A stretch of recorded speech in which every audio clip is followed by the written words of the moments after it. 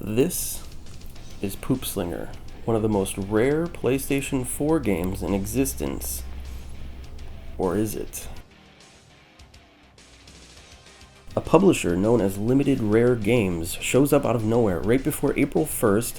Then, on the day of April Fools, they announce their first and supposedly final release, with a font and the acronym LRG matching limited run games. The intent was seemingly to deceive casual customers into thinking they were purchasing from limited run games, or at the very least to make people believe it was a joke release put on by limited run games, which might instill a bit of trust. So, many people were led to believe this was an elaborate April Fool's prank by Limited Run or one of the other copycat limited game publishers. On April 1st, Poop Slinger was made available to the masses. On a bare-bones, basic-looking website with a PayPal buy button and a disclaimer written in Russian claiming that they retain the right to store your personal information or something to that effect, or good luck if you don't know any Russian. Obviously, people were skeptical. Meanwhile, the official Twitter account for Limited Rare was posting emotional responses to the lack of sales and the fact that people weren't taking them seriously, all while pretending to be ignorant about the April 1st tradition. According to their website, there were just 820 copies available. All that being said, I figured I've got nothing to lose. PayPal has me covered if they try to take the money and run. So I ordered my 2 copies of Poop Slinger at $29.99 plus $4 shipping each. The actual developer, Diggity, themselves chimed in advertising the release, which added to the validation that this might actually be a real physical release. But people were still thinking maybe one of the big limited game companies were behind this.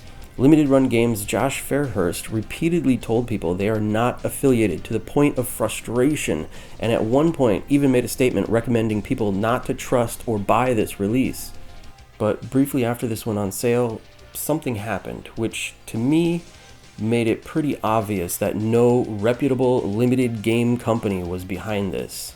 They suddenly changed the price from $30 to $50, and after a while lowered the price to somewhere in the middle. When one customer complained about paying $50 while others had paid only $30, the reply was basically that he could simply cancel, but reminded him that it's a very limited game. This guy was pissed, and understandably.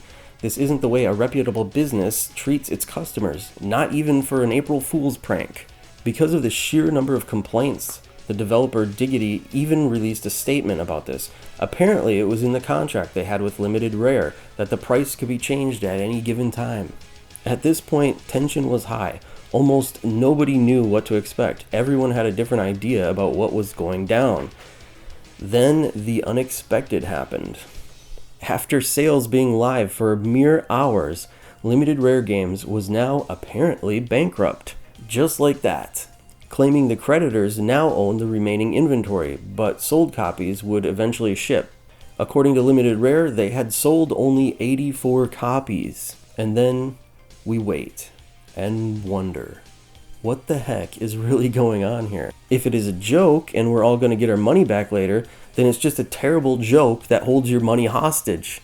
Well, just a few weeks later, people that ordered started receiving their steaming hot copies in the mail. Mysteriously, the return address would only trace back to a Goodwill thrift store in South Carolina.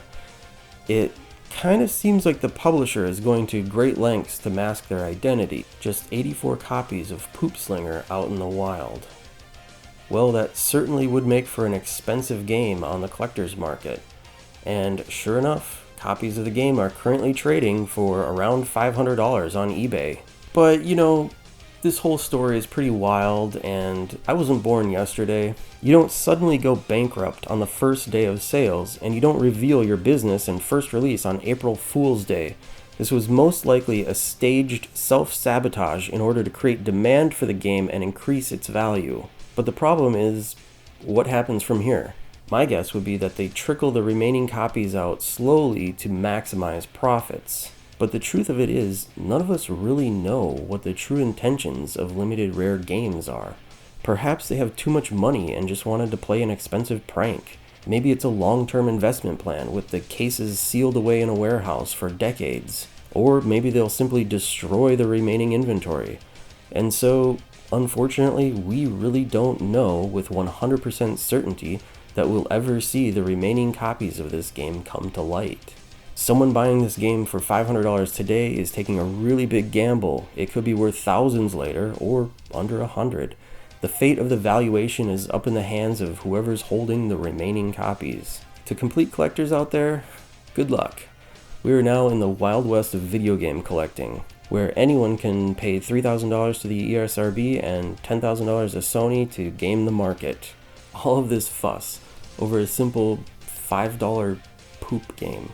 Anyway guys, all of last month and this month I've been doing construction in the game room, so I've been mounting stuff to the ceiling and drilling and getting sawdust everywhere and drywall dust, and it's been a mess in here. I've been moving stuff back and forth, and it's hard for me to set up my cameras and lights all the time. So if you guys want to follow me in the meantime until I get this project finished, follow me on Twitter at IDoGamesFL. I frequently post what I've been receiving in the mail. I do post occasional video or whatever, you know, just a quick thing, just so you guys can keep up on what is going on.